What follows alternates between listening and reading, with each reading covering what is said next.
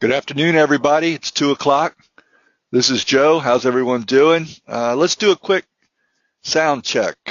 For those of you who are already on the call, pop in the question slash chat box if I sound okay or if I need to bump my volume up.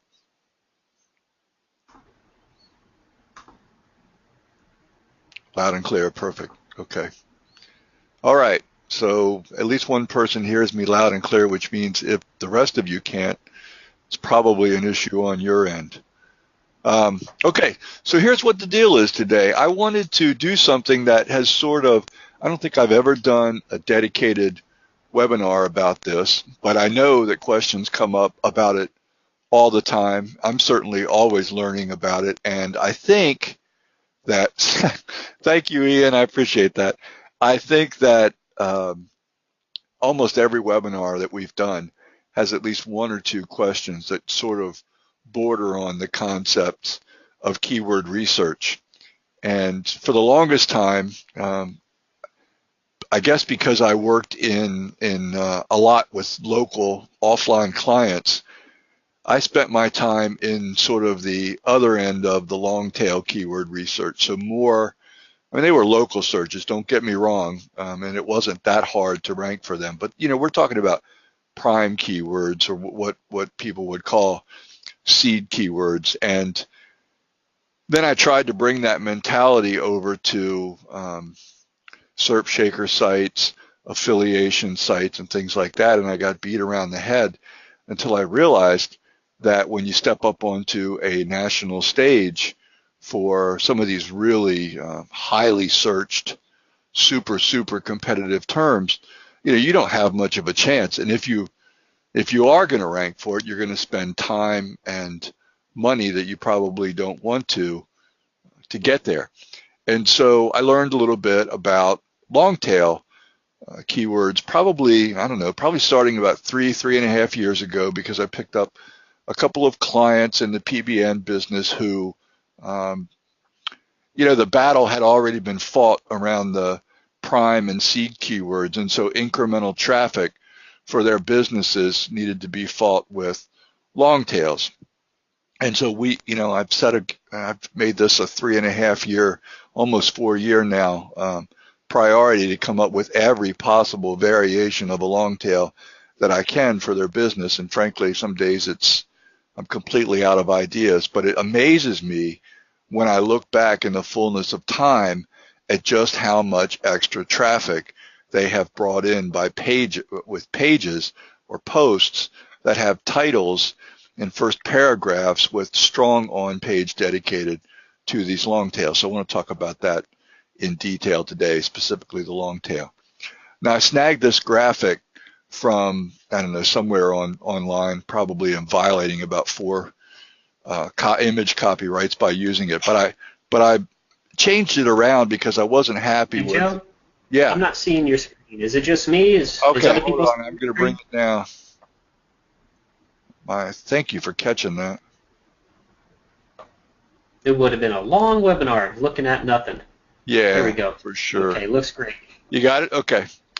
So I wanted to find the long tail for you guys, and this graphic I think was half the way there to making it easy to do, and then I just dummied it up with Snagit to get it the rest of the way.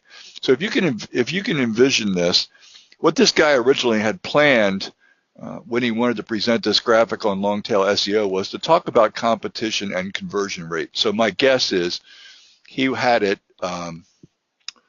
maybe aimed at affiliate offers, CPA offers, or something like that, or maybe even email submits. But in this case, I want to talk about more pure terms for us, like the volume of search that you'll see if you go into something like Google Keyword Planner or any of the other keyword tools that are all out there, and then your ability to actually fight against your competitors for that term in ranking competition.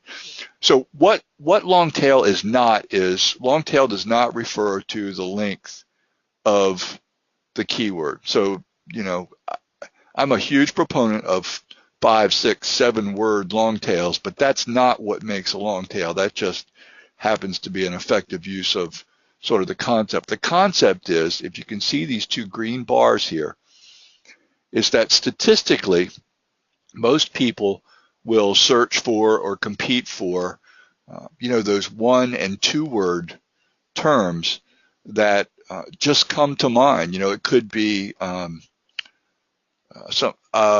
example I remember from, I think it was from the Longtail University, was that Spencer Hawes put on for his clients at Longtail Pro. I believe it was something like pocket knives or folding knives or something like that, and that was the primary or seed keyword. And then he demonstrated that if you lower your expectations in terms of not trying to go after terms that are searched, keywords that are searched 20,000 times a month or 15 or even 10,000 times a month, but you move down this continuum until you get into these green areas where you're competing for terms that at most might have 3,000 searches a month, but often, especially the further out you go here, that you could be down to 200, 300, 400 searches per month for these terms.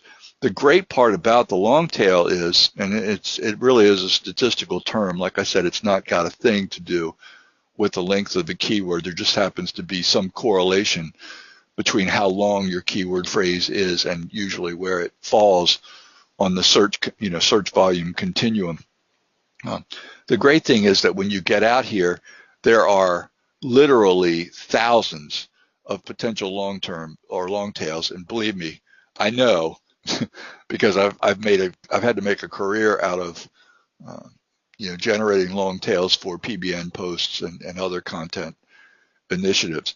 Up here, you've got all these people in a knife fight for terms like pocket knives, folding knives, and all that kind of stuff. And believe me, the national chains are usually there in bulk. It's not uncommon for 1 or 2 word keywords to be dominated by all the usual suspects. If it's trades, it could be Yelp or I can't think of the one service. It's named after a girl that for finding help. It doesn't matter.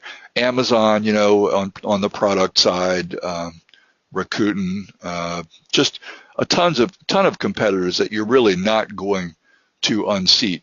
And later on here, after I talk about this some more, we'll actually take a look at some samples of what's ranking, so you can get a sense of what the vulnerability is based on different terms and how you might approach them.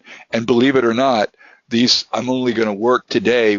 I may come back next week with longer term keywords, but I've actually found examples of a vertical, or pretty much a vertical, where variations lead from high search, high difficulty to rank, all the way down to reasonably low search volume, but pretty easy to rank. And so I'll share with you how you eyeball those kinds of things, and you may be able to find terms like a term like I did today, where it's actually got decent volume, and then you can rule that short term like that, and then add a bunch of long tails to capture even more traffic.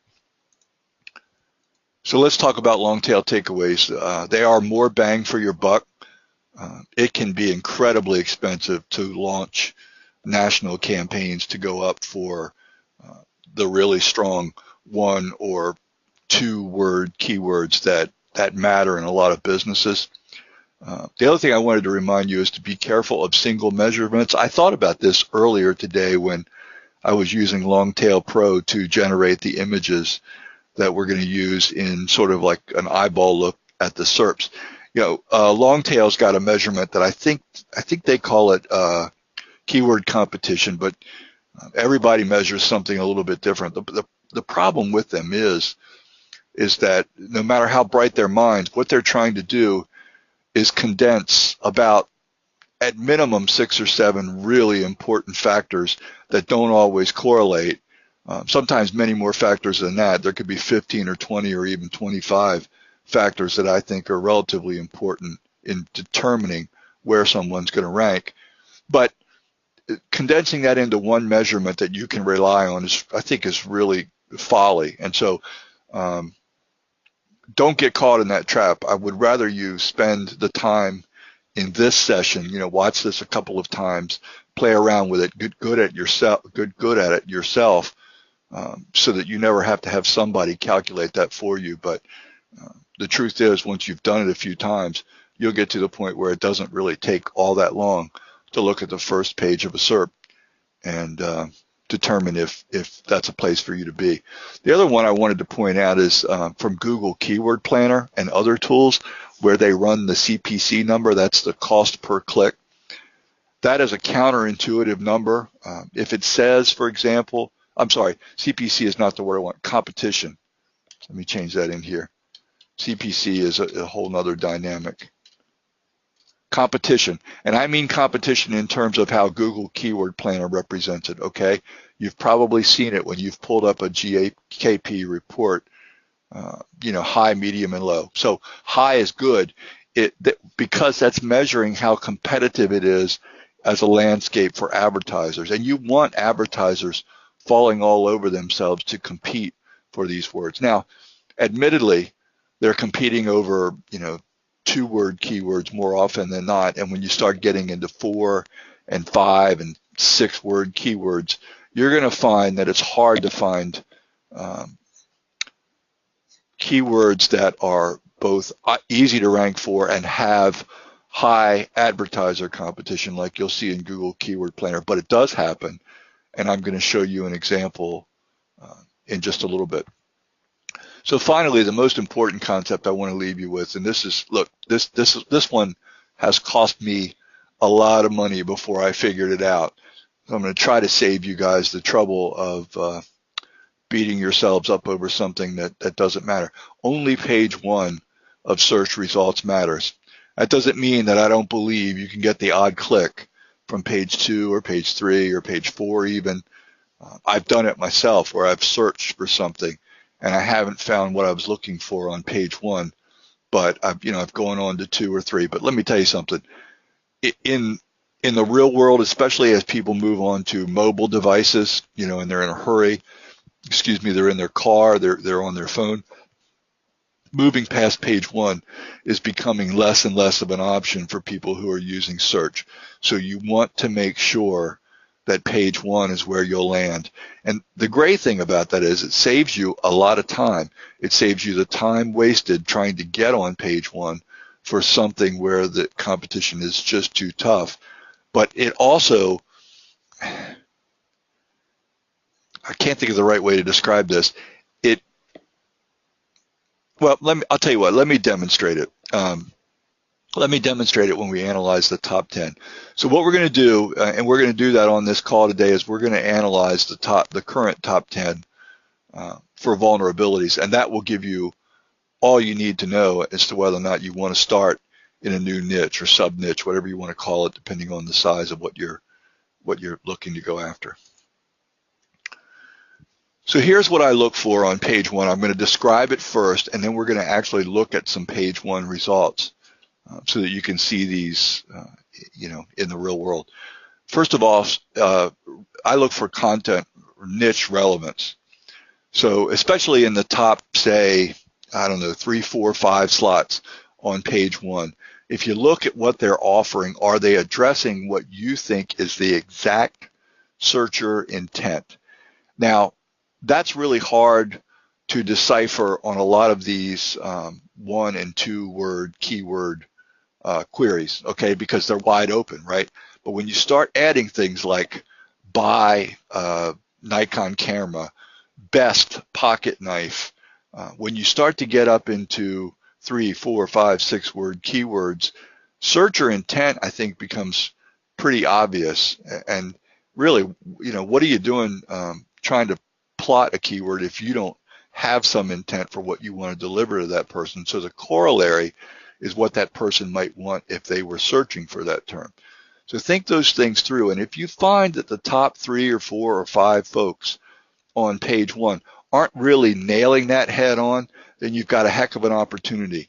And you often do find that when you get down into long tail. So maybe not 2 word keywords, maybe not even 3 with a lot of niches and sub niches. But when you get down around 4 or 5, you'll find that crazy stuff happens in these search engine rankings, and there's real opportunity there for you to come in with, let's say, an authority piece that's maybe 800 or 1,000 or 1,200 words with a lot of LSI action, maybe some question and answer format stuff in the middle of it, and Google search engines, the bots, they just eat that stuff up. And if you want to get onto page one for some of these long tails, it's a great way to do it.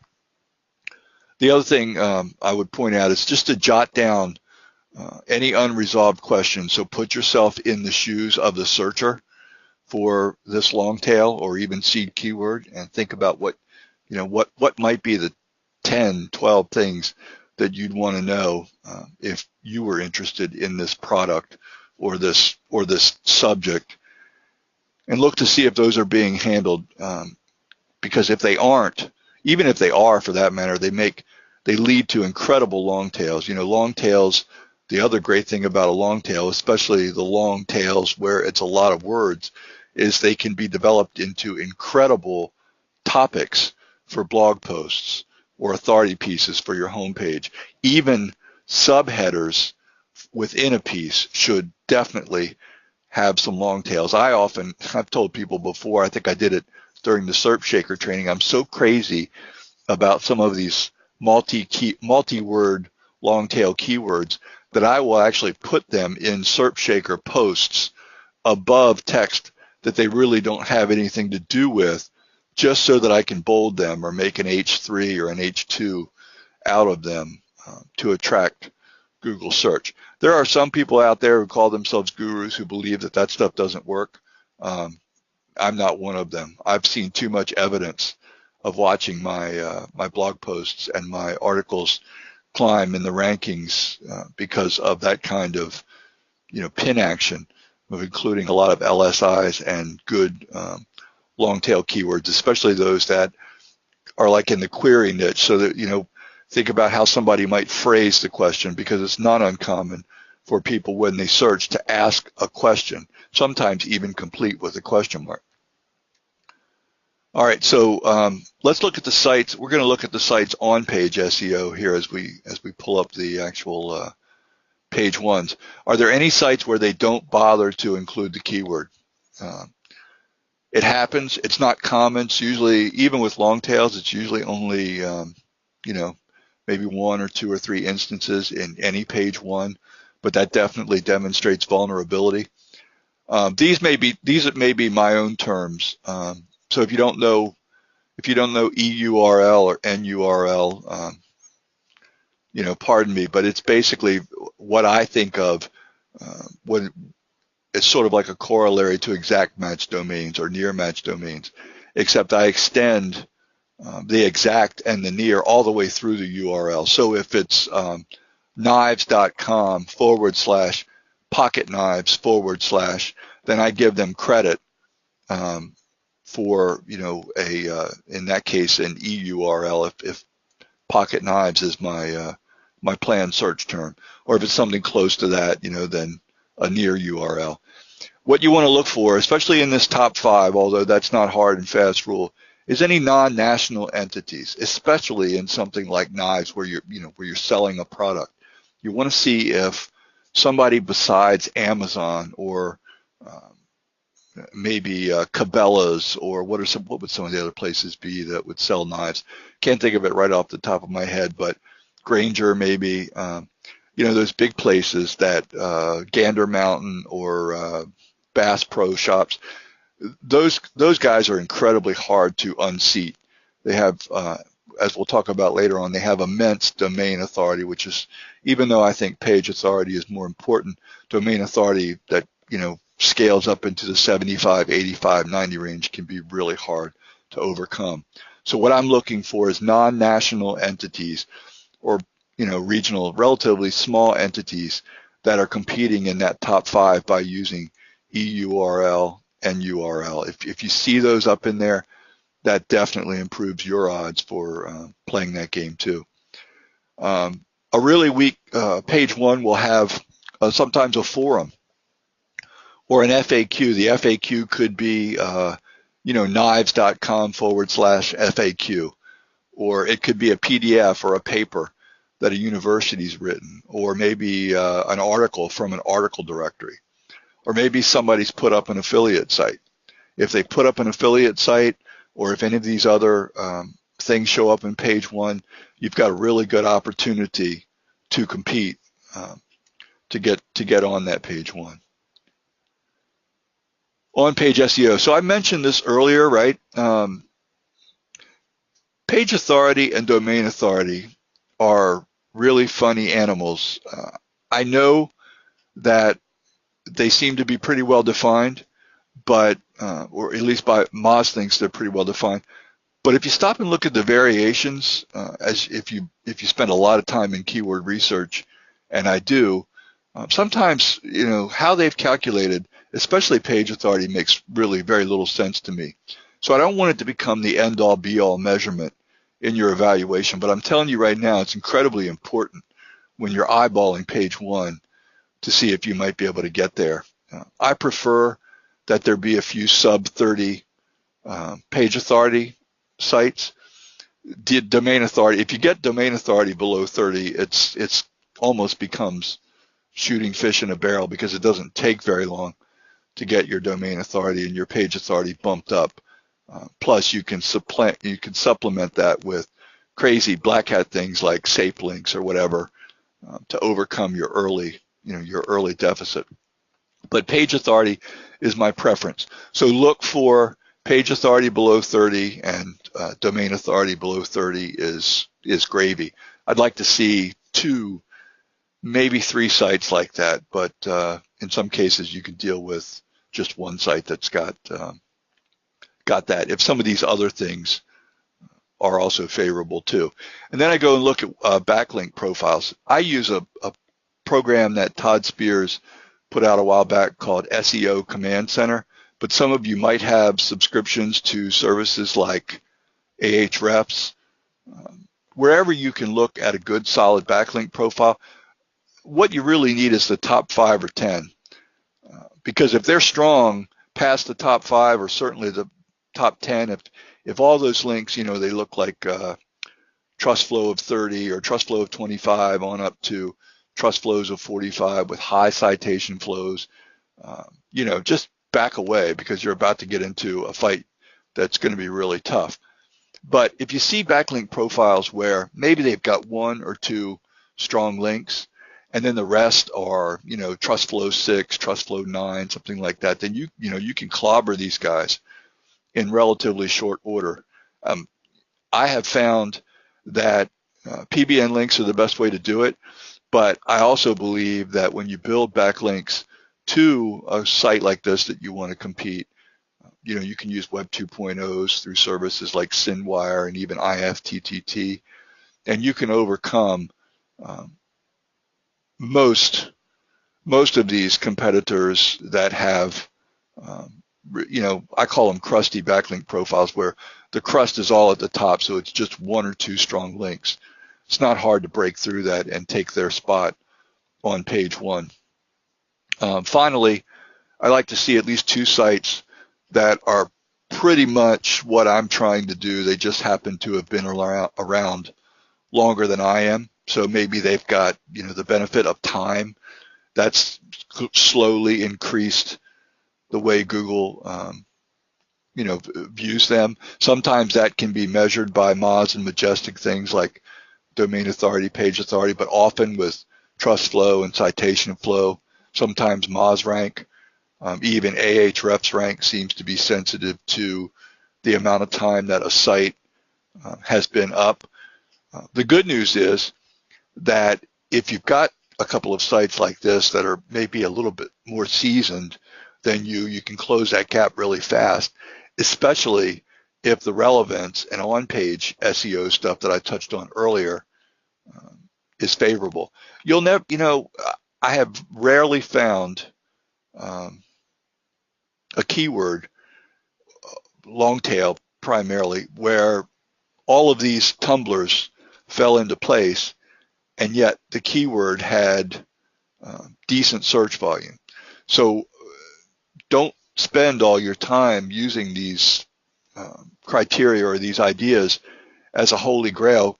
They're simply, well, what they are is they're negotiable. So if something is really weak, like on page is really weak and relevance is okay, take that into consideration, or vice versa. You kind of have to put all these into a bag and make a determination. In essence, that's what the people that are doing that, like Longtail Pro, are doing when they kick out something like keyword competition. They're taking their best guess based on a number of factors that you don't necessarily see or understand. By using this method, at least you have some sense of what's going into the stew, and you can kind of control it. You'll also, as you work, depending on what your primary segment is, like if it's a CPA offer, is it high volume, low payout CPA, or is it something like drug rehab, for example, where you get very few leads, you generate very few leads, but they pay a lot. Those things, they tend to have different sensitivity to different long tails, buyer long tails, social, viral long tails, all those kinds of things come into play. You'll learn this over time as you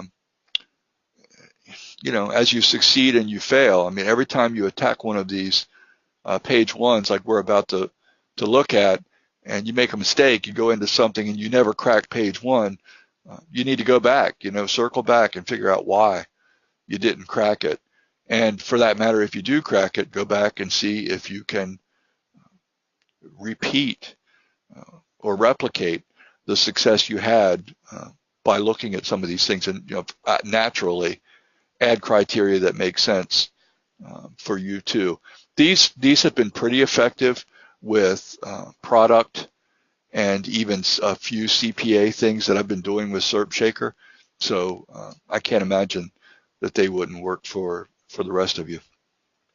Let's take a look. I'm sorry that when I copied these, that they didn't come out bigger, but that's kind of what you run into with PowerPoint. But I hope you can see the numbers okay. Can you guys see the numbers all right? Somebody type in the chat window if they're readable. If not, I'll try expanding it to the full screen. Oh, cool. Okay. All right, let me take a drink. Okay. So I just pulled some stuff out of thin air here. I don't compete in take one for me. You got it, man. Expanding would be better, Lonnie says. All right, I will try expanding. I will try to do that, but sometimes when I do, it doesn't advance. Well, what is it? Is it F10, Justin? I can't remember what the... I don't know. If you hit F5, it'll do it, but it'll start off in the beginning. You can just click through real fast. Oh, it does that? Yeah, F5 that'll take you to the beginning. Okay. Well, why not? I'm just getting using PowerPoint myself. I always use the free one. Okay. Well, it's not that many slides. Here we go. Now does that wind up looking full screen for you guys? No, hit display settings and tell it to go to the other monitor up at the top. Okay. Swap presenter view and slideshow. Oh, cool. There you go. There you go. How's that look for everybody? Look good? Okay. That's real good. That's real good. All right, cool. What was that? What was that, Justin? That's just my wife making jokes. That's okay. In the background. I can handle it. All right. So here's an example of one, and I literally pulled this out of thin air because I was trying to think about ways that I could demonstrate search volume where it might look tough and where it might not look as bad. And sure enough, the one rule of thumb that held true was that the higher the search volume, the more difficult it seemed to be to get a foothold. Let's take a look at this. So I'm not going to walk you through the relevance piece where you go through the top 4 or 5 and you look at the content on each of those, mainly because we're up against national brands. Here anyway, you've got your Home Depots. They've actually got 2 listings for infrared thermometers. You got Wikipedia, which often shows up with something that's got any kind of science behind it. Amazon, of course, they've always got their foot in there. And then you're down to Granger's and what have yous. Harbor Freight was one that looked halfway vulnerable, but when you start to move over, and I'm talking about from a relevant standpoint, when you start to move over here, you'll kind of understand why I'm a little skeptical that this can be penetrated very easily. Domain authority for these is really quite high. Oregon Scientific, which actually specializes in scientific items like this, is probably the one that that and Maverick down below, which we'll talk about later, probably the one that I think I could unseat if I really went hard at it. They don't have a lot of page links, but it's still going to be quite tough. They've got a site age of 15.2 years. Even Maverick's got 13.4 years, so you're going to have to close a lot of ground there. A lot of these have not worked on building much in the way of backlink profiles, which is good. But their domain authorities are pretty competitive.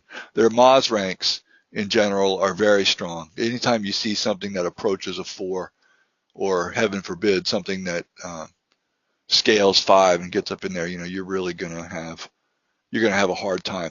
What's great about this keyword is it's got 6,600 searches per month. And I always find that when you do break onto page 1, what amazes me is that Google's keyword estimates, search estimates, always seem low.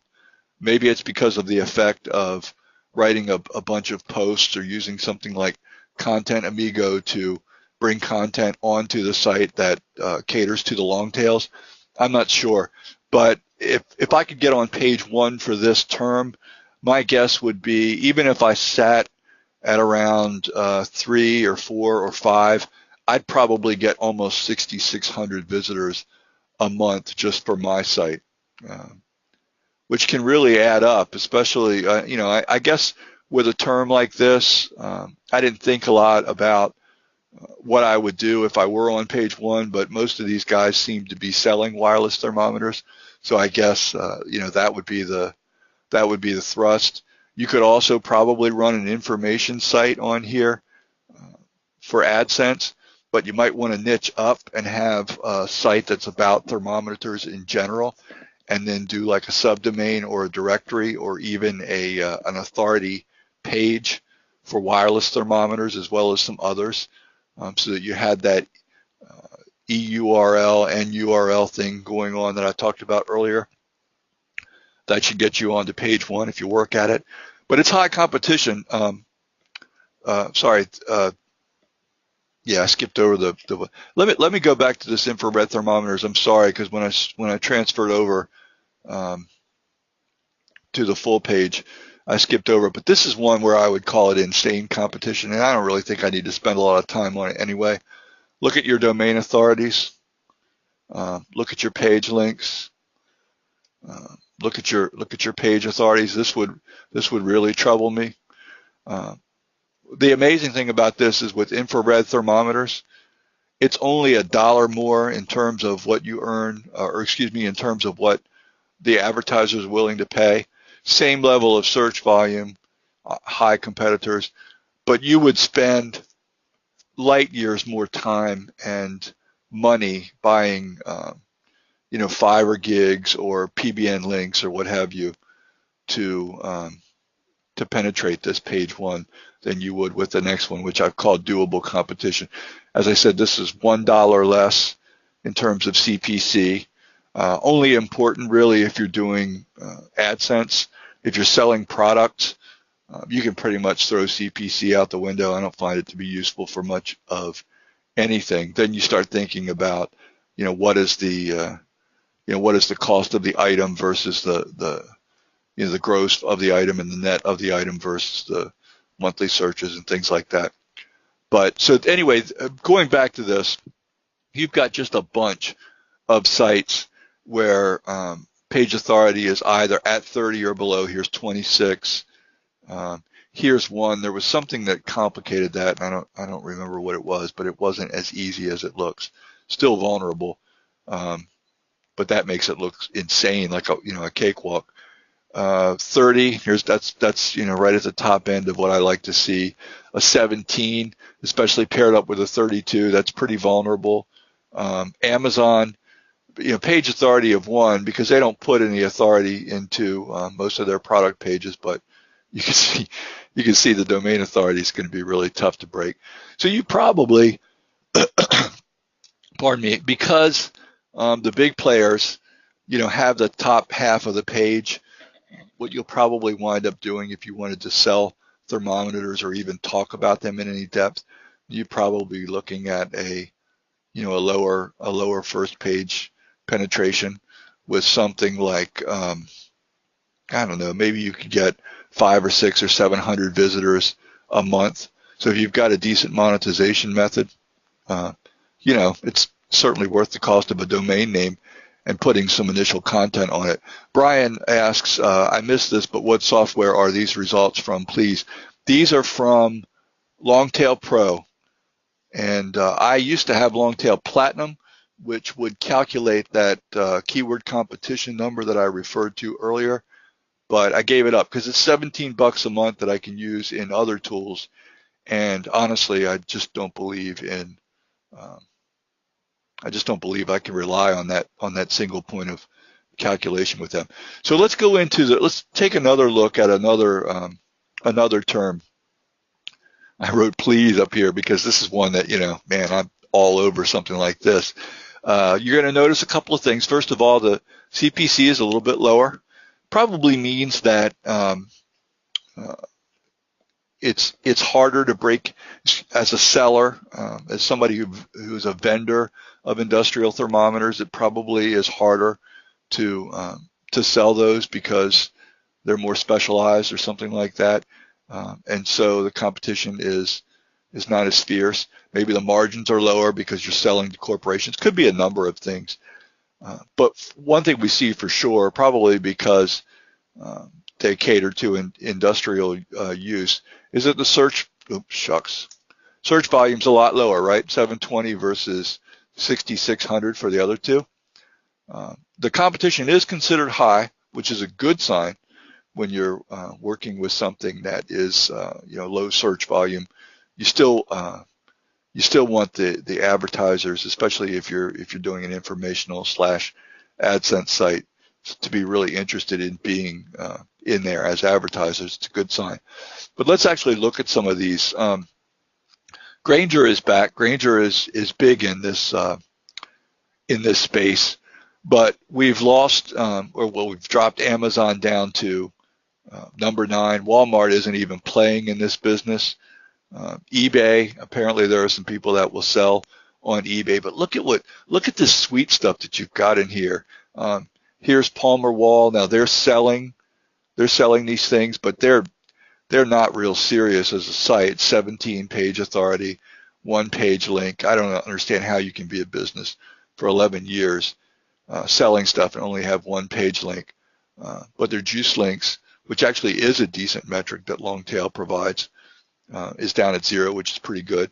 Domain authority is a little high and Moz rank's a little high, and it's got a page rank of 2. But if you hit this just right, and there are a couple of other ones here besides Palmer Wall. I think Dwyer was vulnerable. Tell True a little bit less. Therese, I think it was this one. They could be had. What you would do if you decided that 720 was enough for you based on how you were going to monetize this, is you would pick off some of these ones that are down at the bottom.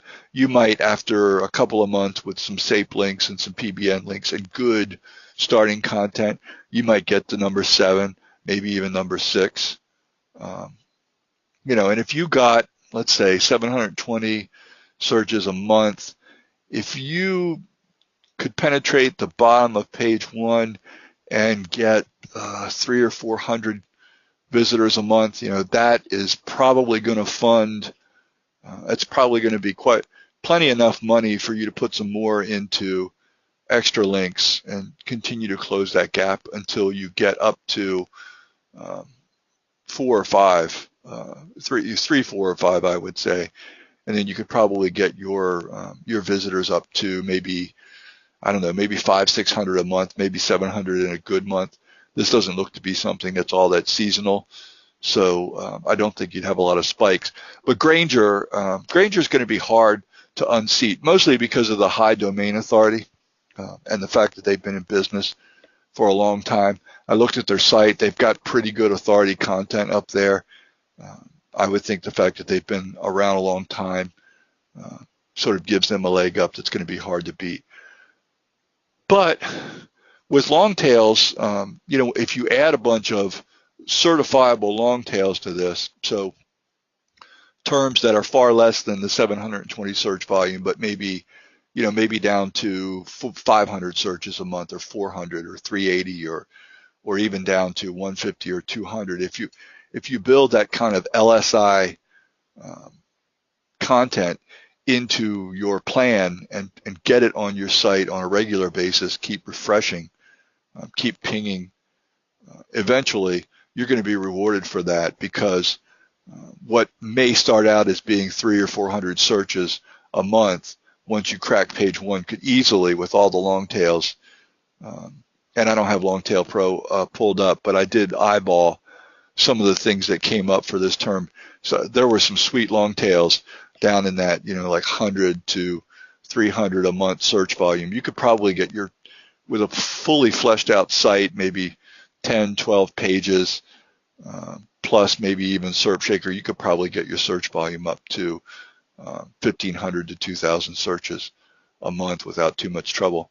So regardless of whether you went with AdSense or whether you, even if maybe you put Amazon affiliate links on there to industrial thermometers or search pages that had a broader range of thermometers, you're likely to have a site that makes pretty decent money within maybe 90 days, maybe 120 days. It should be a real keeper. All right, so wow, I went through that a lot quicker than I expected I would, which is pretty cool. What about questions? Does anybody have any questions? Should I go back over any of the things that I cover in more detail?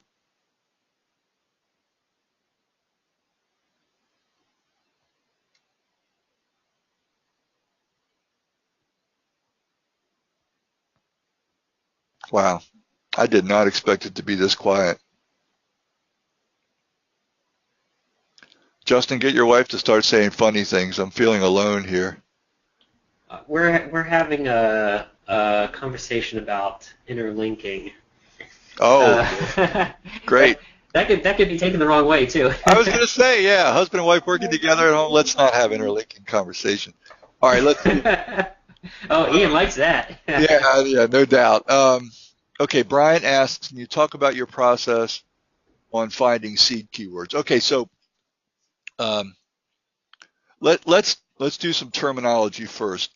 Niches for me are often one keyword, or excuse me, one word or two words, sometimes 3.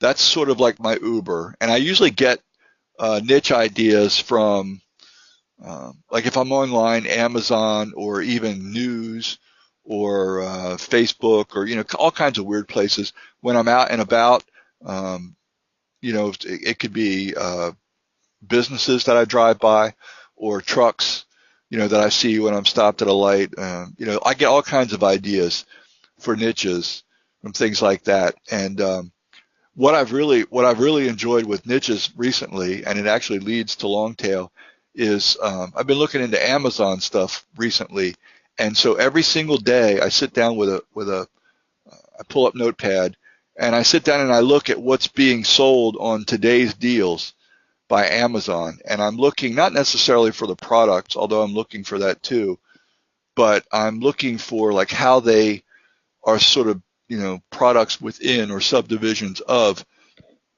broader niches.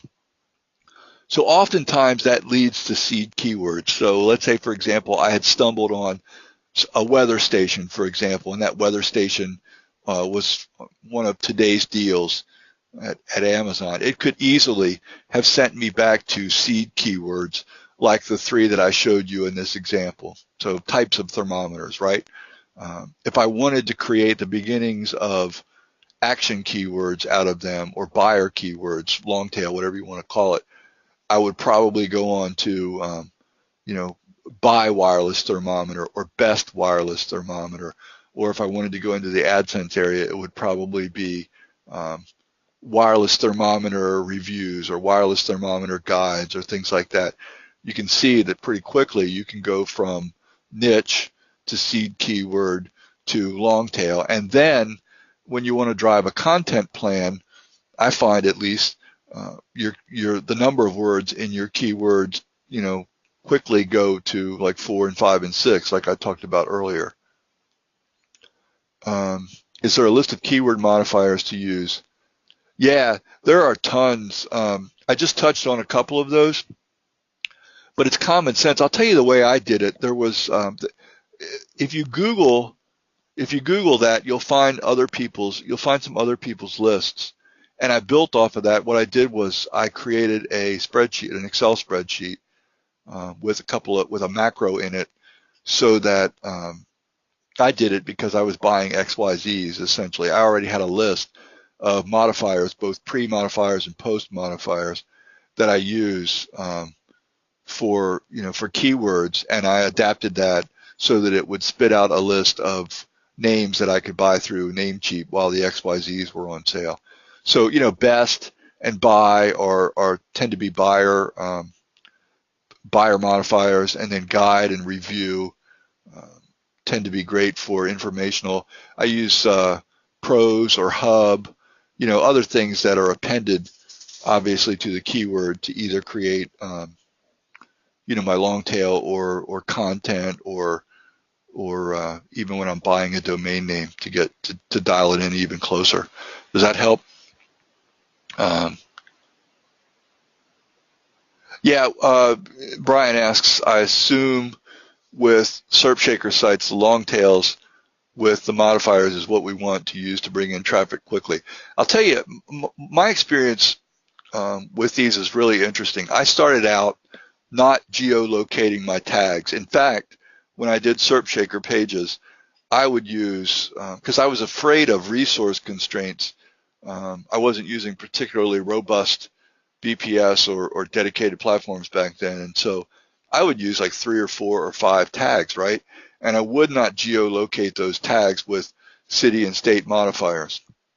And then Todd talked me into the wisdom of geolocating your tags, because they drive an incredible amount of volume, especially if it's a local, the kind of thing that somebody looks for within their geography. Now, I still geolocate tags for things that are purely informational and people are not going to be looking for or searching for them locally, and it does help. But geolocation is probably the strongest thing that I've ever done for tags on AdSense SERP Shaker sites.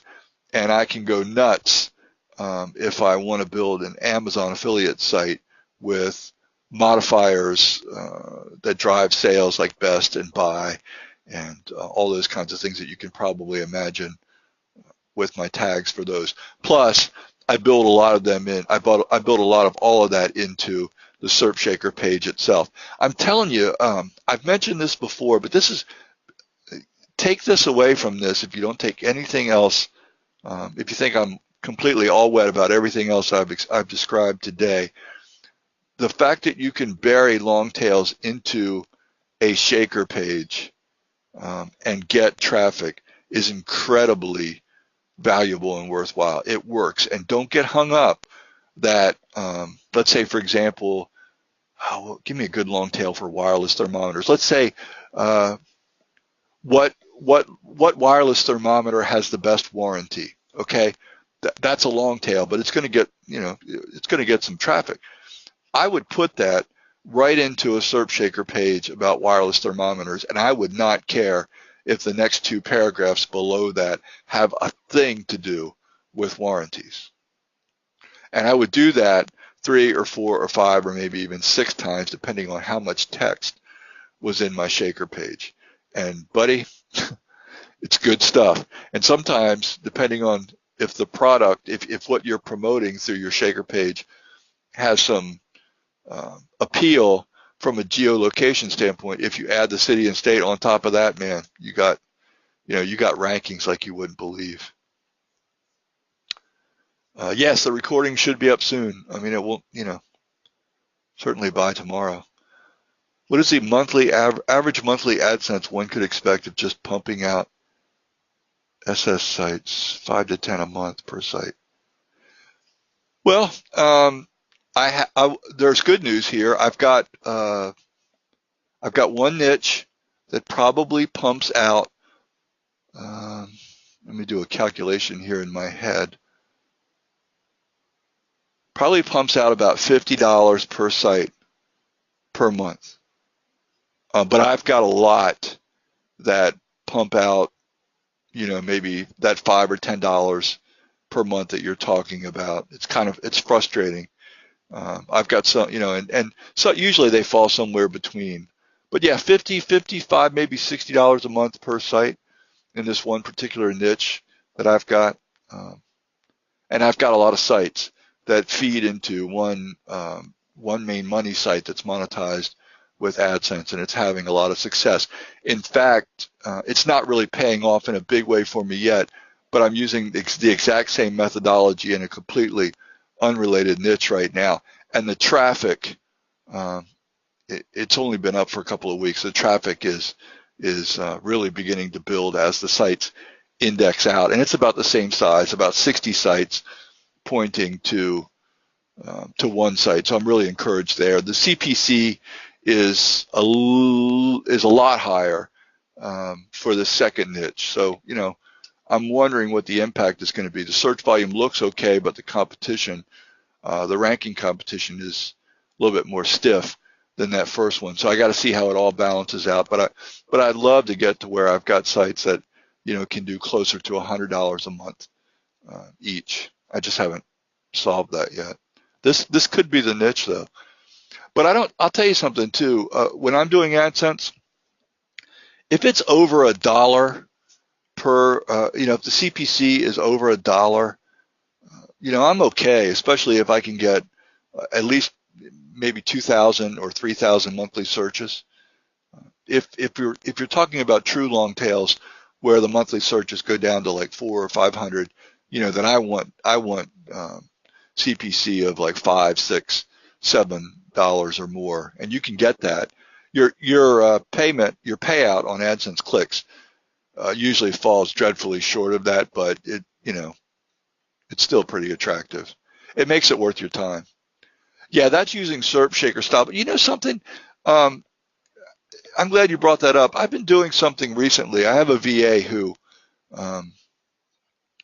is full-time on content, and she can't write worth a darn, but she can go out and find content in any niche that ranks. She can pull that content and she can get it onto my sites in like, let's say we'll put up a brand new site. I know I'm going to add SERP pages or SERP posts, SERP Shaker posts to these sites down the road, but I just wanted to see how well they would index and how well they would do if I just had her go and put 2 or 3 or 4 or 5 or 6 posts on one of these sites during the indexing phase. And it's worked out really well. They don't have any geolocation, to speak of, but they're driving traffic and actually earning a little bit of money. So, I did it because we had a workflow imbalance where we were getting sites up quick, and we weren't. Because of me and the person who was doing SERP Shaker for me, SERP Shaker posts, we were falling behind the process by which they were putting up these XYZs. And what was happening is the XYZs would basically be up from a backup buddy clone file, and they were indexing, with junk, like nothing on the homepage, and it looked really bad. And so this was kind of my solution. I could keep a VA busy. She needs the work anyway, and she could keep up with us buying these XYZs and getting them thrown up. But I've been really surprised that some of these methods of evaluation for the niche up front and the long tails up front, which is a huge part of what I do every day, paid off in terms of just 5, 6, 8, 10-page sites getting rankings, especially for long tails. Does that answer your question? Or does that give you some encouragement that it doesn't have to be SERP Shaker right out of the gate? Don't get me wrong, I love SERP Shaker. I can't imagine too many niches, where it's not an important way to go.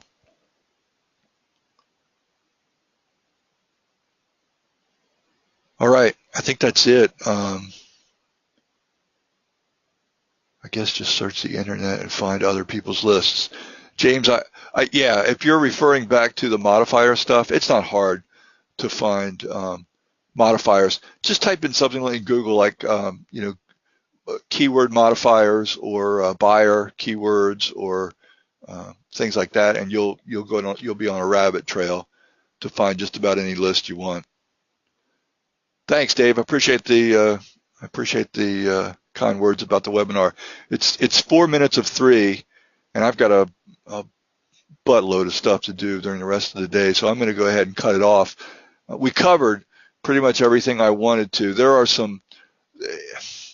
are probably some nuances that have to do with how this applies to specialized sites that I didn't cover. But if you have any questions and you want to look me up in the Skype chat room or something like that, or maybe even Justin in the Skype chat room, I'm sure we can handle those there without having to come back and take another webinar slot. Thanks for everybody taking the time.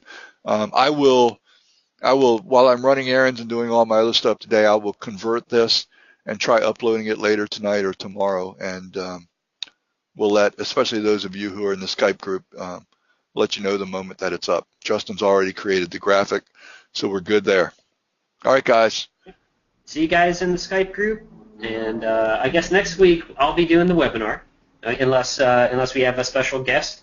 But I'll be doing the webinar, and what I'm going to do is jump to the Skype group and let you guys tell me what you need, and we'll form a custom webinar for you guys and see, what questions you need answered, any holdups that you're having, problems, maybe a little personal development, whatever you want.